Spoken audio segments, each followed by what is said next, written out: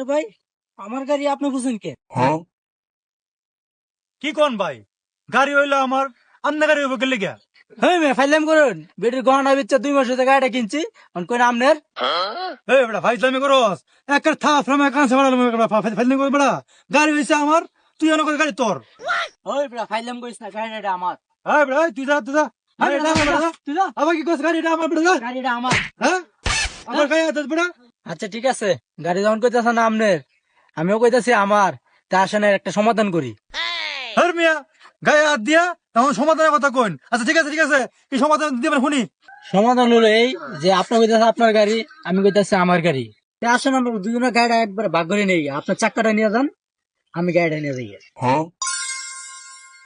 এই ভাই, আপনি তো ভালো বুদ্ধি দিয়েছেন, দেন দেন দেন চাক্কাটা আমার দেন, আপনি গাড়ি নেন গা। কি করে?